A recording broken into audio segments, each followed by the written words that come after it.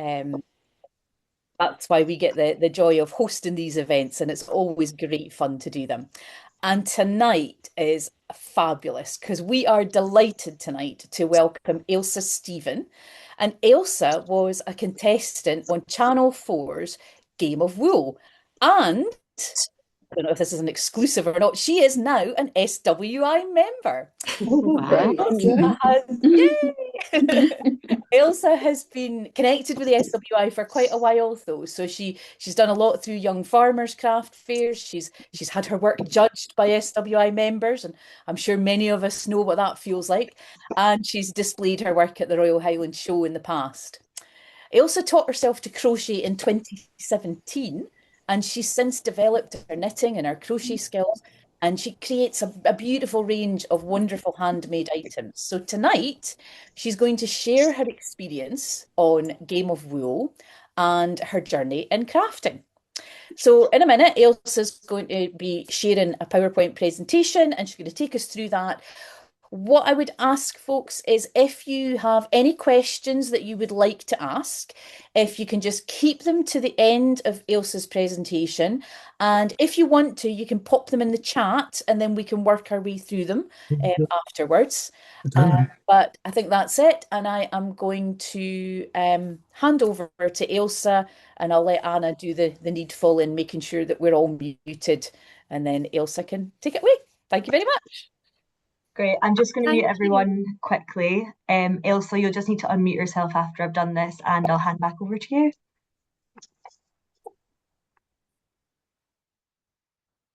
There we go. Hello, everybody. Thank you so much for joining me tonight. I'm so privileged to have been asked to come along. Anna got me way before Game of Wool had even aired. And as you'll see later on in my presentation, it's kind of come full circle, the links with the SWI and the fact that I'm here tonight talking to you. So thank you so much for being here this evening. I've got a bit of a presentation to go through. And yeah, if you have any questions, I'll be very happy to answer them at the end. So to start off with, I'll just run through this as my crafting experience, how I got into knitting, crochet, and other crafts. Then I'll talk about the Game of Wool, what it was like filming, and afterwards. And then finally, a wee bit about my connections with the SWI. So, my crafts. My first love is crochet. A lot of people having watched Game of Wool might be surprised at that, thinking I'm maybe more of a knitter than a crocheter. But I knew how to knit from when I was about 5 years old, but I never done it until much later. I discovered crochet when I was put onto a rotten night shift, and my only way of coping with night shift was just to become nocturnal. And so that led me to the University of YouTube, where I learned how to do a granny square. And as you know, if you crochet, it can be so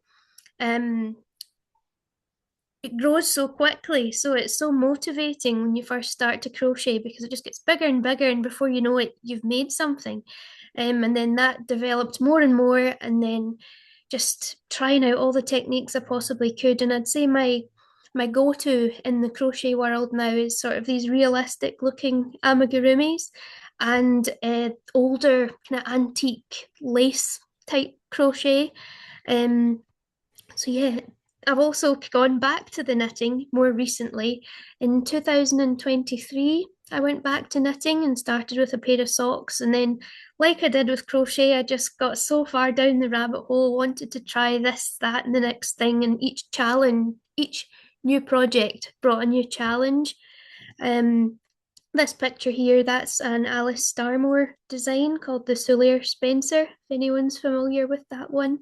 Ailsa, I'm not sure if I'm just not seeing it, or if have you shared your screen? Oh no, I'm so sorry. I've That's not okay. I shared just my thought you'd screen. give a wee introduction before you started the presentation. There we go. Can everyone see that now?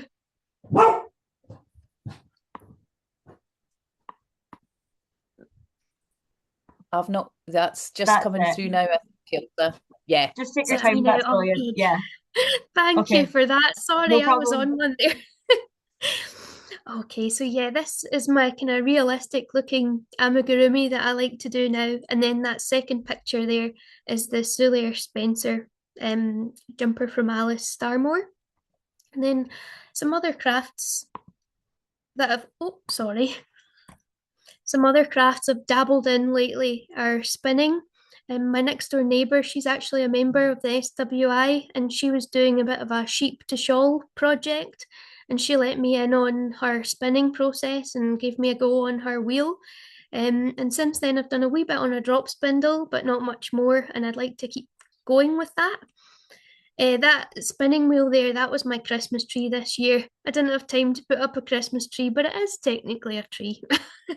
And then a wee bit of tatting as well. I challenged myself with this booklet to try and do it without looking up anything online, and I managed to make a little trim. Just like the one on that lady's collar there. And again, it's something that I'd like to do a bit more of in the future. My interests and collections within the crafting world definitely hark back to past eras. I've got a bit of a collection on the go. The first picture there is my knitting machine. It's a Singer MK2 suitcase singer, it's known as, and it's a double-bedded machine that I'm still getting to grips with. But it was quite fun learning how to put it all together and get that up and running. And then just odd little things like this patent darner here. We just interesting things that I see on eBay. I've got quite a collection of things like this. Older patterns, of course. I spend my weekends going to charity shops and having a rummage looking through the patterns there.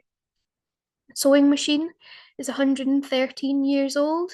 So I do use it, but it's also a great ornament to have on show. And I just think, that was a new machine at the dawn of the Great War. So what it's seen, it just amazes me that I can still use that now. Yarn, of course, big yarn collector, as most knitters and crocheters are. And whenever I'm somewhere new, I like to check out what fibres there are there. And then lastly, there's the Weldon's crochet booklet down here. I've got quite a collection of those. And Stitchcraft, of course, Roger Moore being a knitwear model before he was 007. So now on to the Game of Wool experience and the application and selection side of things. So it all began when a couple of friends sent me the application online, and more just out of nosiness, I thought I would click on it and see what it was all about. And it was asking questions such as what kind of things do you like to make? How long have you been knitting for? Lots of questions that you'd probably quite like to answer if you are a crafter. And then upload project photos. Uploaded a few that I already had from online.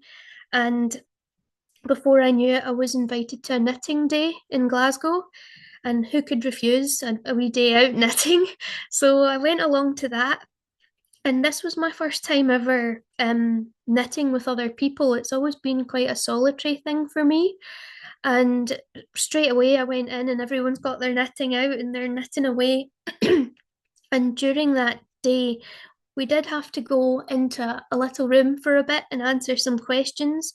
And now I know that that was a screen test. So they had a wee iPad and they just asked you questions. And then I think that got sent off to Channel 4, everybody's wee video. And they did 2 tests to make sure that people knew, what they were doing. And there was the knitting test was you had to, with chunky yarn, make a hat within a set period of time.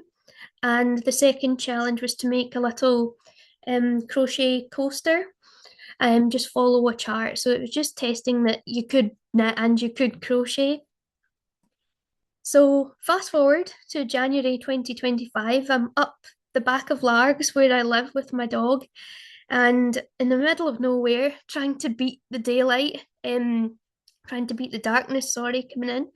And suddenly my phone goes and I pick it up, but I can only hear broken words coming through, and I hear the word shortlist, and I think, oh gosh, this is an important call. I need to get signal.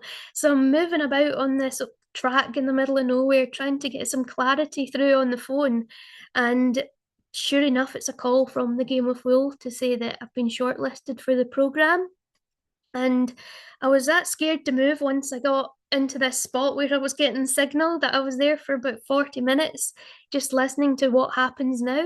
And by this time it was dark, and my dog's looking at me like, come on, we're supposed to be walking here, and it's absolutely freezing. But I was just stunned there on the phone, like, surely of all those people, it can't be me that was picked for this.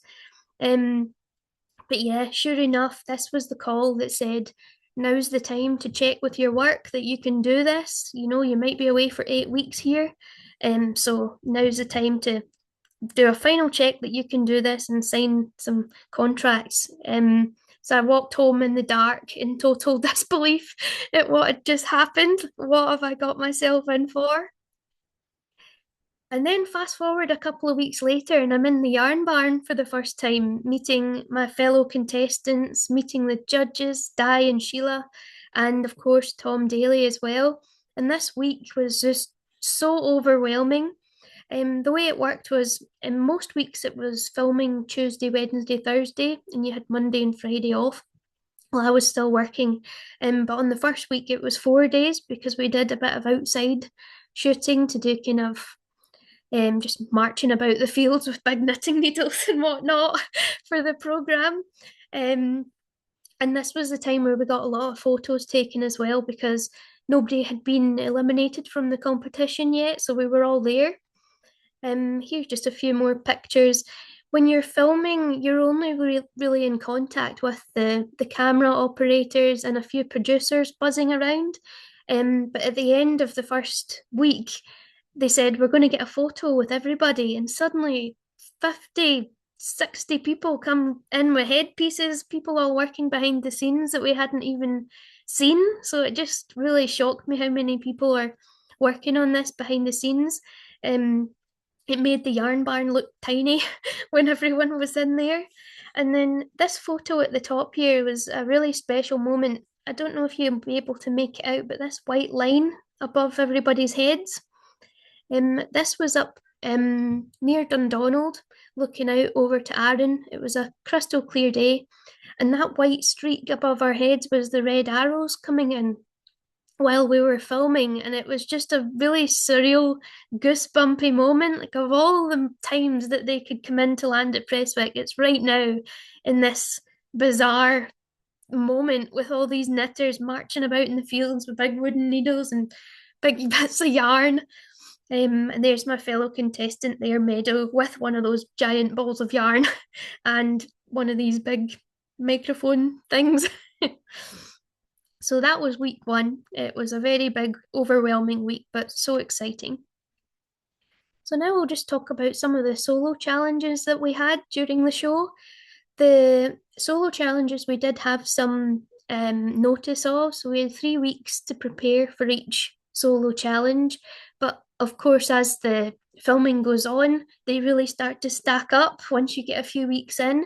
And a lot eats into that time. For example, if you have an idea of what you want to make, you have to order the yarn. It takes a few days for that to arrive, and if that's not quite right, lots of things can eat into that time. And I think during the show you can see where it started to pile up on me a wee bit. So the first challenge was the tank top, and this one I had the most time to prepare because it was the first one.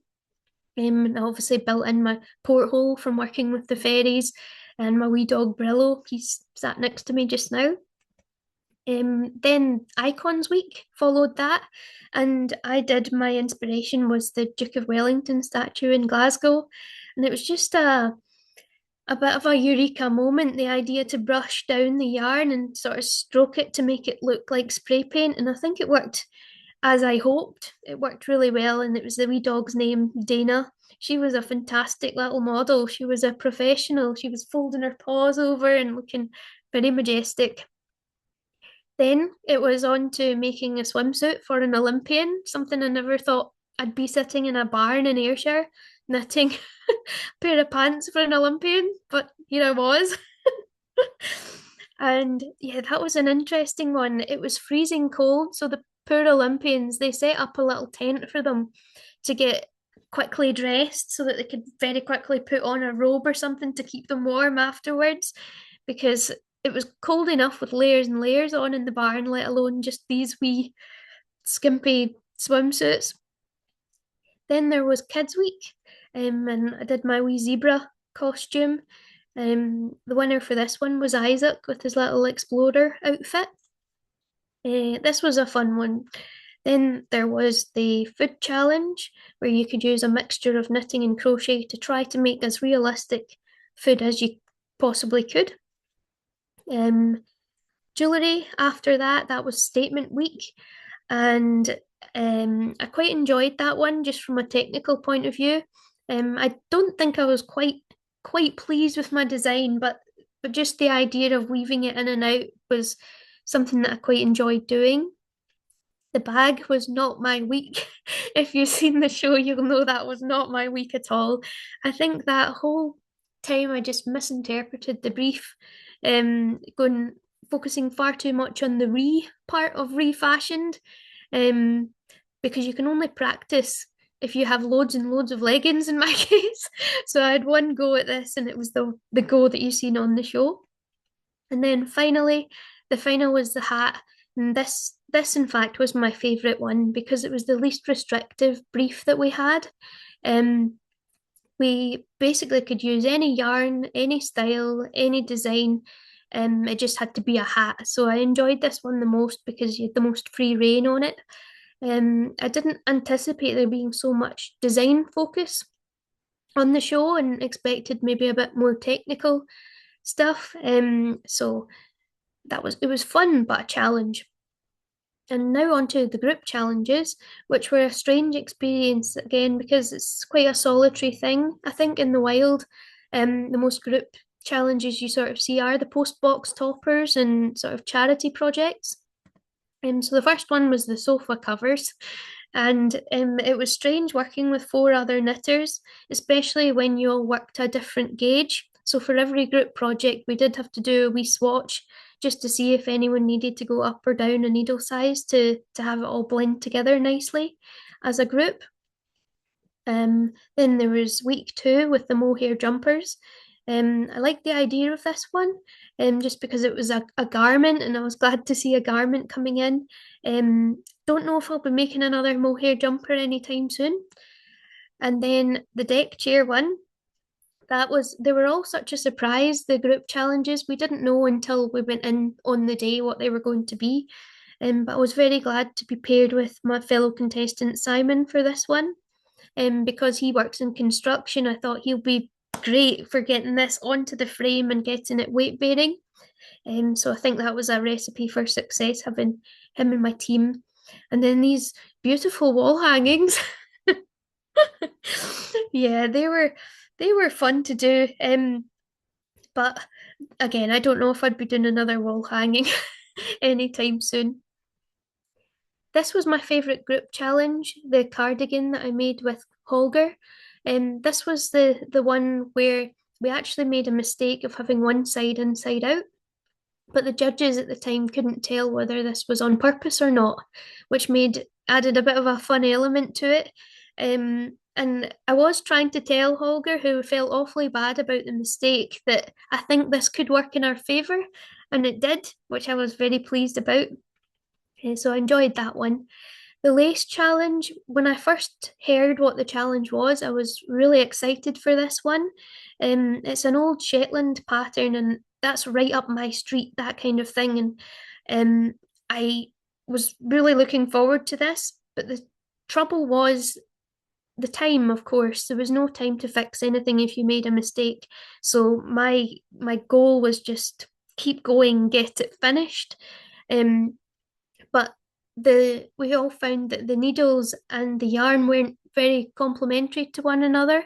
The linen yarn kept kind of sticking on all the needle options that we had. So it wasn't a pleasant knit. And I know that if I had yarn that I'd maybe picked myself for my own needles, I would have thoroughly enjoyed this one.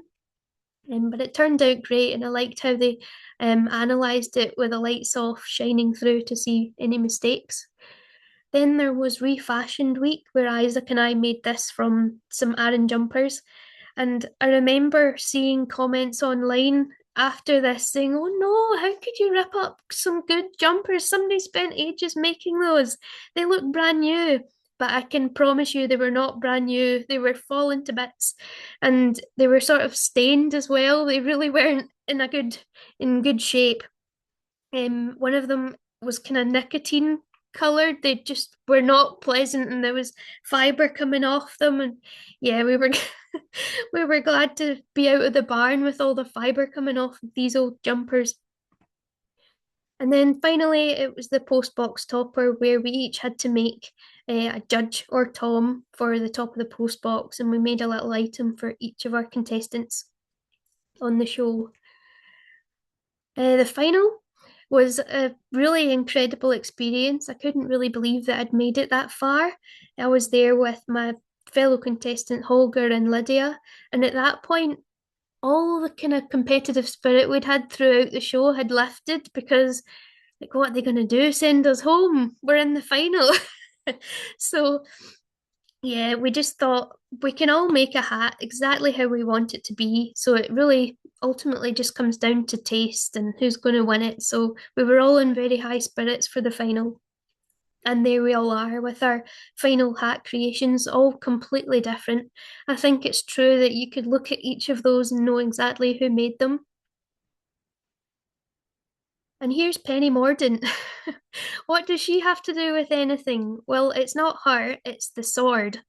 So the sword is actually made by the same foundry as the golden needles. So again, I've seen a lot of people saying, "Oh, you just want a pair of needles," but they're actually quite special. They are gold and they're made from the same foundry as this sword for the king's coronation. So watching it was a totally different experience, of course, to filming it. And there was this big long period in the middle where it felt like it never even happened. We never seen any of it before it was live on telly, so we didn't know what the feel of the show was going to be, or just any of it was going to be like, or how it would be edited. And so I was watching it from behind a cushion, and I think the worst thing for me was hearing my voice. I think a lot of people don't like hearing the sound of their own voice. I got used to seeing myself, but just, oh, is that how I sound? I just did not like that at all. But reflecting on the whole experience, it was the first series of its kind, doing a competition series like this on knitting and crochet in the UK. And I'm very glad I done it, because it was a complete masterclass. Beforehand, I like to follow patterns, and each one brought a different challenge. So I liked pattern knitting, but this gave me the confidence that I can go a bit off script if I need to and do my own thing. I made new friends. We've got quite a good bond because the contestants I was with, it's a very unique experience that we've been through, and we're quite close with one another. And throughout watching it, we had each other's back, um, just throughout. Continue to make new connections. I had quite a small social media presence before, but being on the show has allowed me to meet other people. And I'm into the vintage knits, and before it was sort of other females my age who were into it that I had online, but this has invited more people, and I'm getting comments now where someone says, "I remember making this when it first came out," or "My mum made this for me and I wore it to death. I loved this pattern." And I'm connecting with people who have made these or recognize them, and I love that. So I'm making new connections all the time, and I've been to a few events as well and got chatting with people. So I wouldn't have had that experience if I wasn't on the show. So I love that. Learning about TV production as well. I'm watching programs with a completely different lens now. If someone's speaking on telly, I kind of have an idea if they were prompted. And watching The Apprentice, I wonder how many times that poor soul had to get fired before they got the right shot. So I look at TV production quite differently now. It's a very, very fast-paced industry. And then confidence as well. Before the programme, I had no idea how fast, slow, good or bad I was at knitting. And getting all the way through to where I did gave me a lot of confidence, and I'm happy to share that with people now. Before, if someone had said, "Oh, I want to learn how to knit," I would think, "Okay, you'll have to ask somebody better than me." But now I'm feeling quite good about, getting somebody started and showing them how to do it. So I gained confidence through it as well. And then lastly, I just want to talk about some of my links to the Scottish Women's Institute. So the first third of the screen there is about rural competitions. I was a member of East Kilbride Young Farmers Club, and we would contribute pieces to the foursomes and the root and grain competitions, which I believe some of the Scottish Women's Institute ladies have judged. And there are two of my entries. That tarantula there was one of them. And then this cushion here was on display at the Royal Highland Show. That was for the Queen's Platinum Jubilee, where we made a stand there. And then that's just a picture of my farmers club. I'm at the back there in the yellow bonnet. And then in the middle here, friends and family. I didn't know this before, but when I told my dad I was coming to speak to you tonight, he's told me that my great grandmothers were members of the Scottish Women's Institute. I'm not sure what branch, but they were from Afford and Banchory, so probably a branch up there somewhere they would have been involved in. And I'm led to believe that they played quite a organisational role in it, so I think they took quite a lot to do with it. And then my neighbour, who I mentioned, teaching me to spin as well, she was a member in Ayrshire. And then finally, on the third of the page, there's a wee picture there of a measuring tape, and I feel like this is sort of a bit of fate and full circle moment, because in week 5 of the game of wool I lost my measuring tape, and I really needed it for week 6 to get my I-cords for the jewellery challenge. And I was in a charity shop in Prestwick doing my usual rummaging for old patterns, and I brought them up to the till. And as the lady is ringing up the purchase, I see this wee measuring tape, and I say, "Oh, can I have that as well, please? I need one." And then she said, "Yeah, yeah, just bung it in." So it was only when I got into the car that I seen that it's Scottish Women's Rural Institute. I don't know when you dropped the rural, but I think it's quite old, this wee tape measure now. But that's seen me through the last few challenges of the show, and I just thought that was just very fitting given that Anna had reached out to do this talk. And finally, my best link to this institute is that I'm now a very proud member. And I think, harking back to the friends and family part, I think my great grannies would be very pleased to see me as a member as well. So thank you very much for listening to my wee talk. And if you have any questions, I'd be delighted to answer them. Thank you.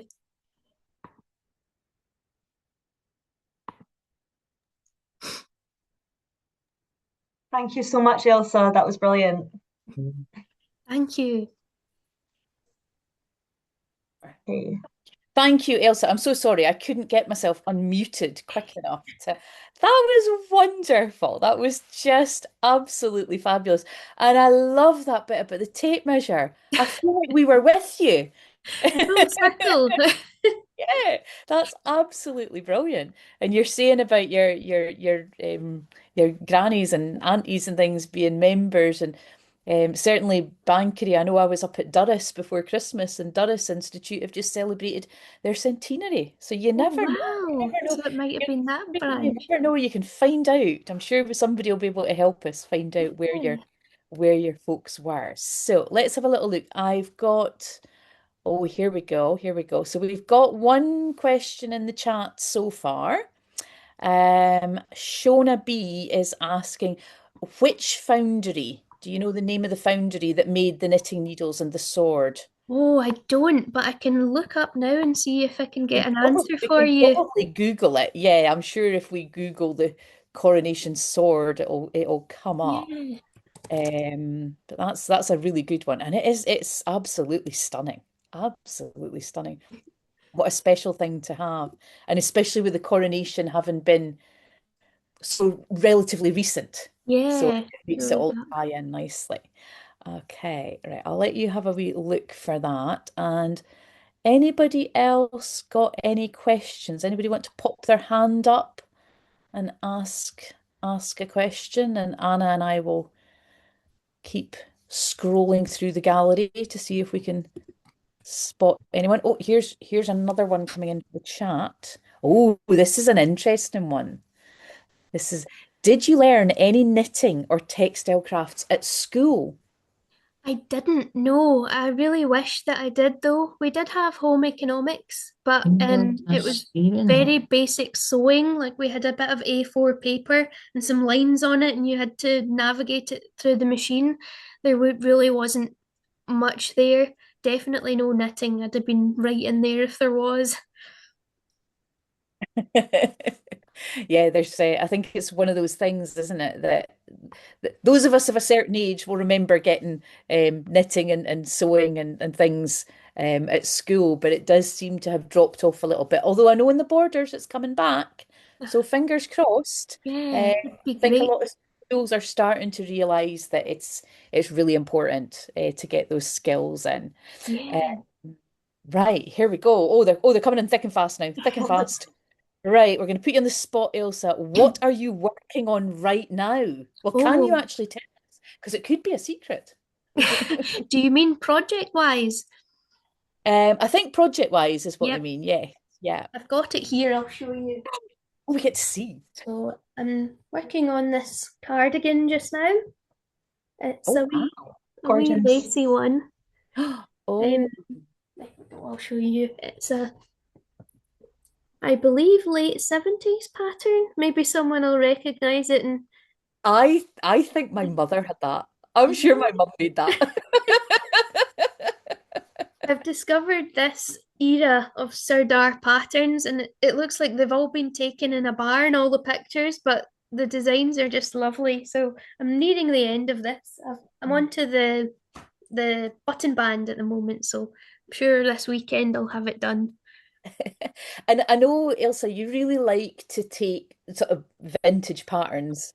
Um, I hate to say vintage for that age of pattern. That makes me feel really old, but never mind.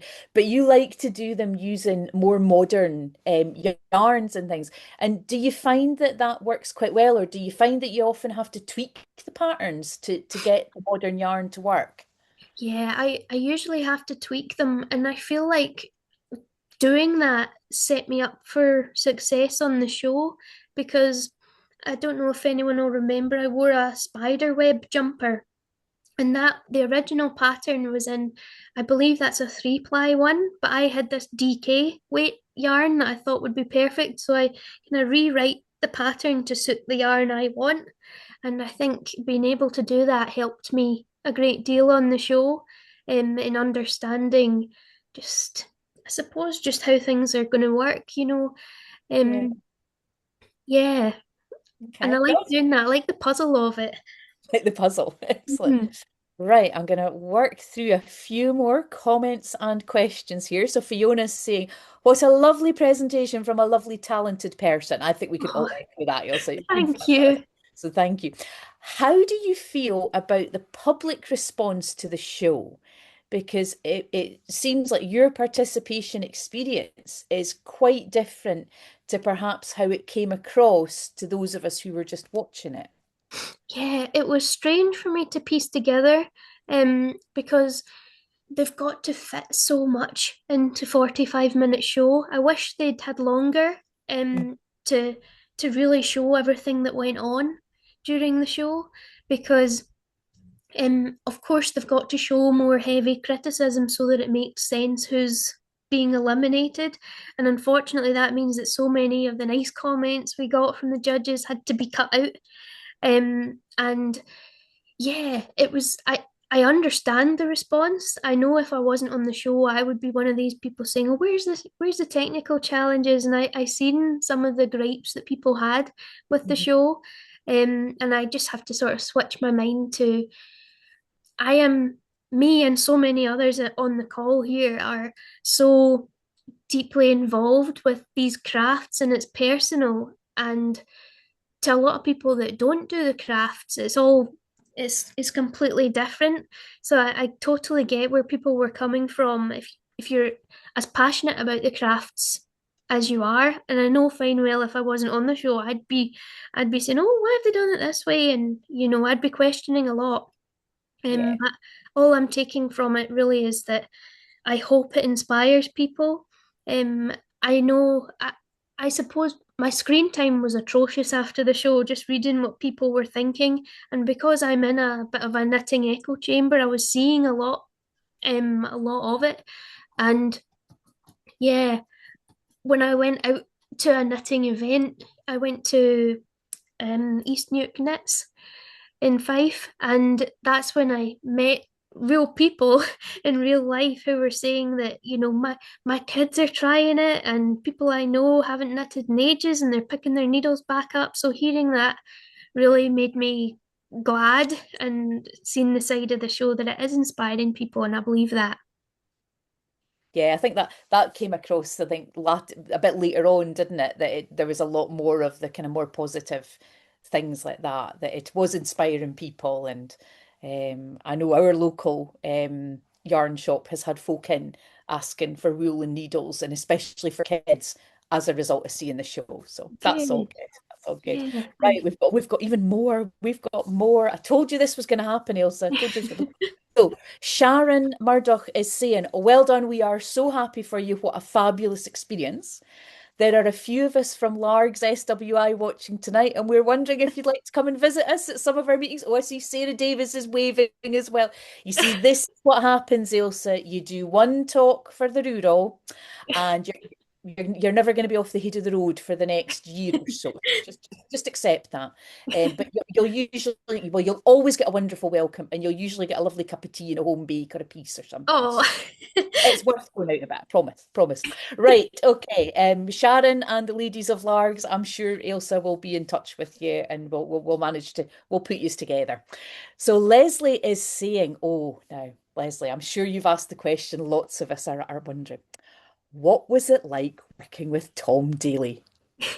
It was really nice working with him. You can tell that he's someone that is genuinely interested. He's got his likes, like he likes the chunky yarn and the more bold type knitting and crochet. But when we were doing certain techniques, he was right in there saying, "How do you do that? And what's that you're doing there?" He's got a genuine interest in the craft, which was really nice. And we're still in touch with him. We've got a wee group chat, and Tom Daly's in there. And Oh, he sent us a picture the other day of him using some DK weight yarn. So he said, "You're changing me. You're having an effect on me." So we're trying to get him to 4-ply, but maybe not yet. baby steps, Baby baby steps. steps, yep. That's really nice to hear that he's still in touch as well. That's lovely. Right, okay. Darlene has done a little bit of detective work for us, and she says it says online that the sword was not made in a commercial foundry, but through a collaboration of expert Scottish craftspeople. So it maybe there'd been a foundry involved at some point, but it looks like there's a lot of different people and places been involved. So That's there you go. I'm interesting. sure we can do a bit more digging into that. Yeah. Right. Morag is saying she's got the pattern. She's not saying whether she's actually knitted it, your cardigan, but she's got the pattern. Now Shona is asking, oh, now this is real knitting honesty now. Are you going to admit to it, Ailsa? Do you only work on one project at a time, or do you have several on the go at once? Oh, several, too many. I like to have socks on the go at all times because I can just pick them up and go. And I like to have crochet and knit on as well to whatever takes my fancy on a particular night. So yeah, several on the go. Too many just now. Yeah, I think we're all guilty of that. I don't think it matters if you're a knitter, a crocheter, a sewer, a quilt, or whatever. We've usually all got several things on the go. Yep. Now, Karen is asking, when you were together in the evenings between filming, on the Tuesday, Wednesday, Thursdays, did you work on your own projects or were you knitted out? And did Tom Daly ever join you with his knitting in the evening? Yes, so I was knitted out. Personally, I was knitted out because a lot of it was chunky and I don't have the muscle memory for that weight of yarn, I suppose. I'm used to just using more dainty yarns and making the deck chairs a full body workout for me. So I was all knitted out after most of the group challenges, but I think from a just I guess some of us just like to have knitting in hand just to keep our peace of mind. And I know Lydia was always knitting on some of her own projects throughout, and Isaac as well. They were just getting on with whatever they were knitting at the time, but I was knitted out. Tom did come in and try and join in with some of the challenges to do his own. Um, we didn't see what he was actually working on, like his own project. He would come in and maybe do a sort of like a prop item almost. Like when we were making our tank tops, he would set about making a wee tiny one for his wee doll, something like that. It was always something related to what we were doing, but not the full blown challenge that we were doing. So he did come in and do wee bits and bobs. Brilliant. That's fantastic. Okay, here we go. Here's another one. Oh, what is your nearest local yarn store, Ailsa? Oh, I don't really know at the moment. It used to be, because I live in Largs, there used to be a great wee shop over on Cumbria in Millport, but I think that's recently shut down. Okay. So yeah, I'll have to do a wee scope about and see About, what I'm local place. sure the Largs ladies will keep you right and tell you where the Yes, nearest good. I'd ones are. appreciate that. So, right now, I'm not sure if we have got Catriona or if it's Catriona or Katrina, because I know sometimes it's pronounced different ways. So apologies if I've got that wrong. Um, she's saying she runs a knitting and craft club at her son's primary school. What was your first knitting project? Because they have been doing squares and cushion covers. Okay. They're good starts. Mine was a square, really. It was a brown square, and then I folded it in half and turned it into a wee robin. So I made another little red square and made that the tummy, and then added little eyes. So it was a square, but I turned it into a wee character. Um, yeah, that was my first knitting project a long time ago.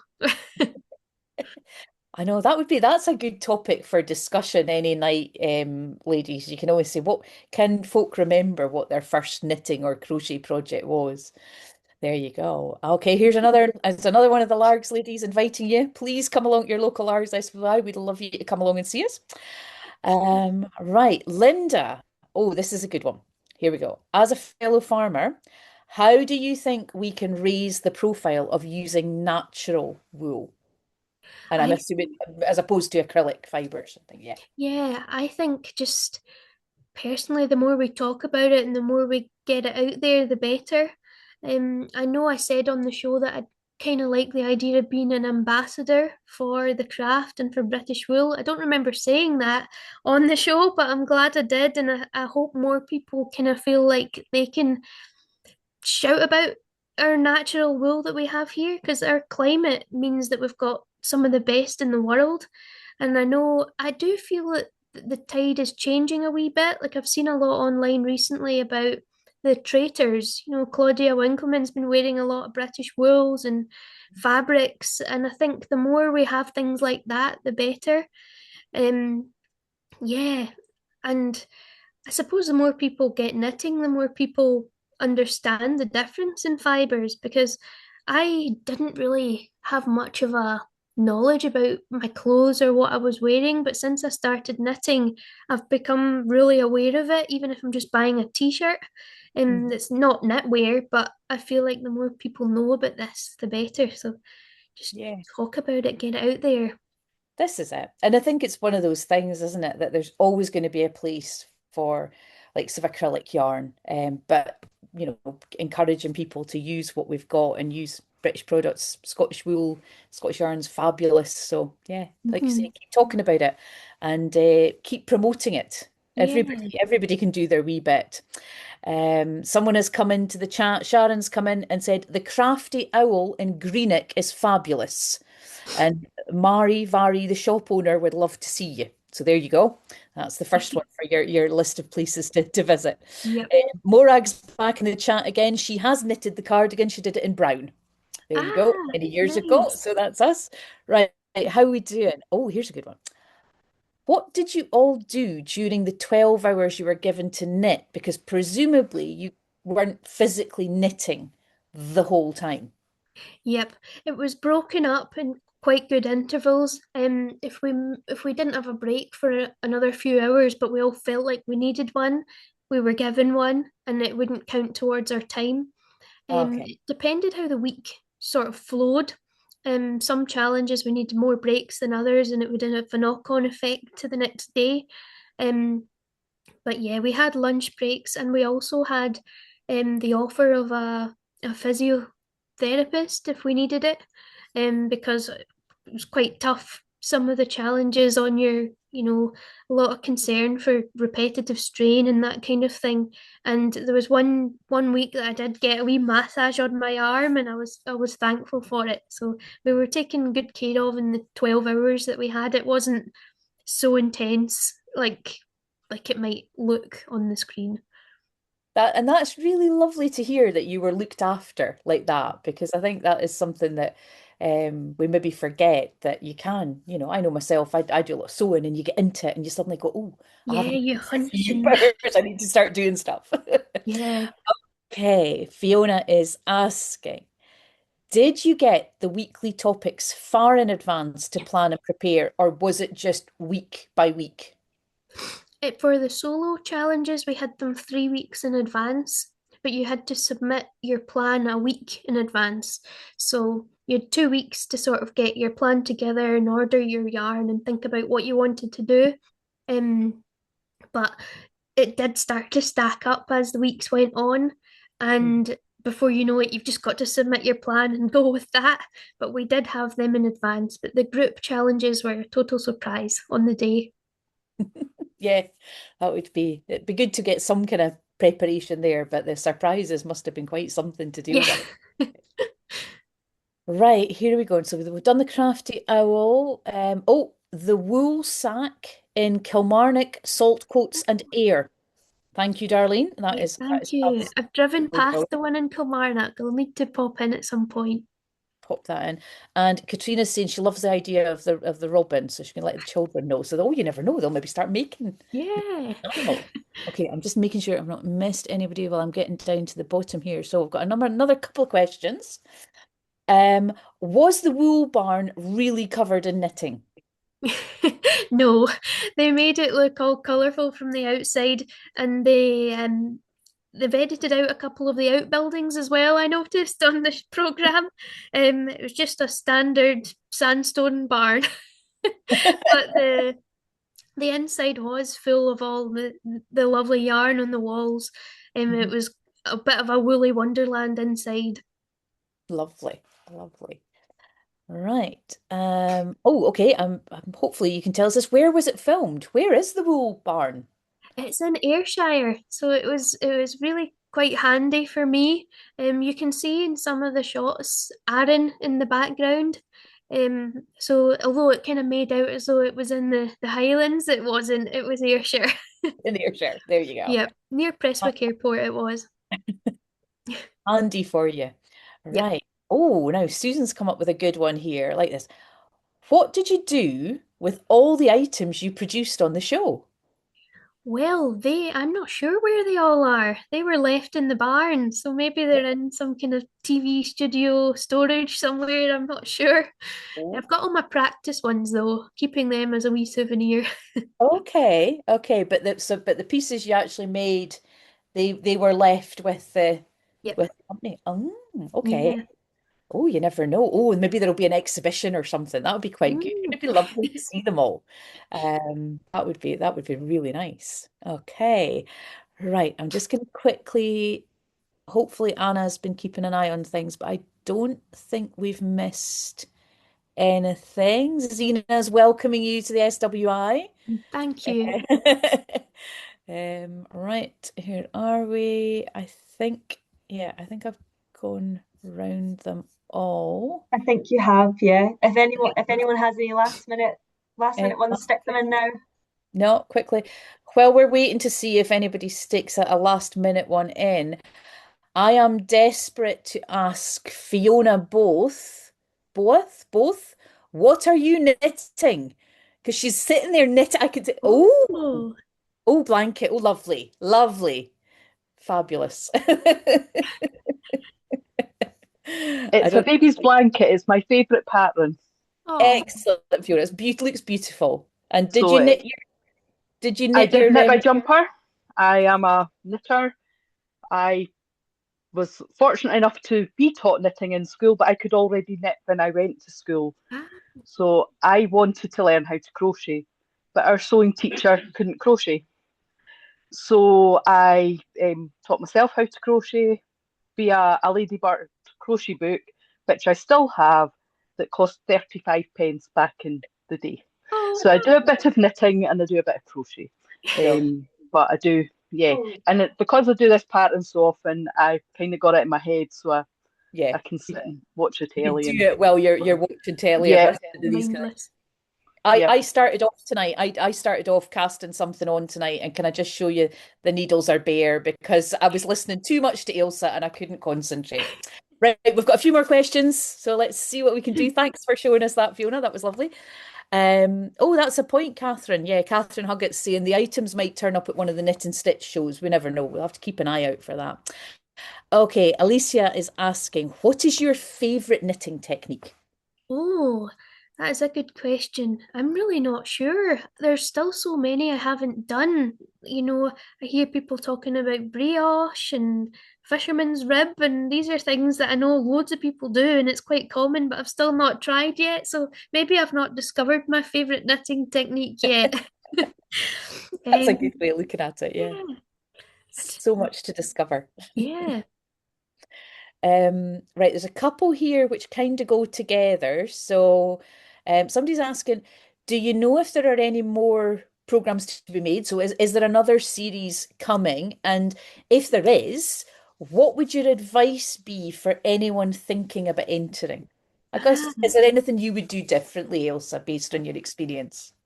Um, to the first one, at the moment, I don't think they know if there's going to be another one yet. I actually asked some of the people from Game of Wool, will there be a second one? And they don't know yet, or maybe they just can't confirm it yet. I'm not sure.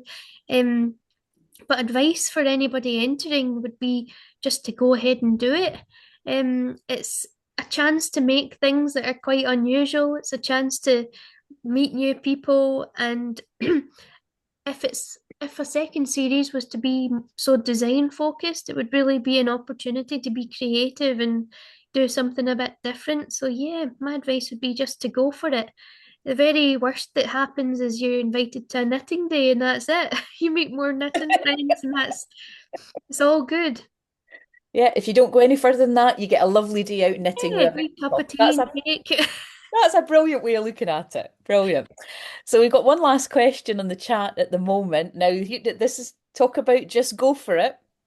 Do you have any plans, Ailsa, to write some patterns and publish them on Ravelry? Well, Or when have I you say already done it? Well, I'm in the process of sort of trying it. I've got a wee sock design that I've had in my mind for a while, and I've been practicing it over the summer. And I just shared it with some test knitters recently, to try it out and see how they get on. So hopefully, all going well, I'll have that on Ravelry soon. But I don't have any set plans to really go down that route. I'm sort of just dipping a toe in at the moment and seeing how it goes. But yeah, that's all come from the kind of confidence that being in the barn gave me. Yeah. Why not just go for it? Why not just go for it? Alicia's come back and said, Thank you for a great talk. Brioche knitting is beautiful. I learned it in the SWI. So yeah, Ah, this is one of the things. Now that you're a member, Ailsa, you will discover that we have all these fabulous workshops that get run all over the country, and not this year, because we have our members gathering this year in September, but usually as well, we also have a summer school, which is all often has a knitting technique. So last year it was okay. Sanker gloves, and so you never know, we might see you coming along to some of these events as Yeah. well, and see what our members can pass on their skills to you. Yeah, I'd love that. Like I say, there's so much that I still want to do in knitting and any craft like that, any textile craft. It's probably good that I don't know how to sew because I'd just have a house full of fabric if I did. So, yeah, no, I look forward to getting involved in more events with the SWI and meeting people in real life as well. It'd be really good. Brilliant. Yeah, thank you so much. And it really is, it's been fabulous. It's been a really, really lovely evening. And I think it's been a perfect talk, a perfect night for us at nearly the end of a miserable, wet, horrible January. So this is definitely, I can see loads of smiles there in the gallery. I think Yes. that everybody's thoroughly enjoyed it. And if you have been inspired by Ailsa's story, and if you've been inspired by all her fabulous knitting, I'm going to give you a little bit of an exclusive, which is that Ailsa is going to be one of the knitting and crochet judges at the Royal Highland Show for Oh, the Scottish Handcrafts Championships, which, as you will all know, of course, take place in June. So if you've been inspired, get online, have a look at the classes. We've got new beginners level classes this year. We've got headbands, we've got Fair Isle hats, finely shawl, Aran jumpers or cardigans, we baby set, articles using granny squares for the crochet, articles in Tunisian crochet, lots and lots of things there. And there's a group entry for postbox toppers. So I know there's some of you out there that do the postbox toppers. So I'm sure Ailsa will be delighted to see all your creations when we get to judging in June. I'm not going to tell you who the other judges are yet. I'm going to keep that up my sleeve, but Ailsa's definitely one of them. And thank you everybody for Thank coming you. along. Thank you so much. Thank you, Ailsa, for giving up your time. thank And you. yeah, we shall keep your eyes peeled. You'll see what the next talks are. I know tomorrow night is Heritage Night for those of you who come along to that. So for those in the Heritage group, I'll see you again tomorrow night. But yeah, thank you.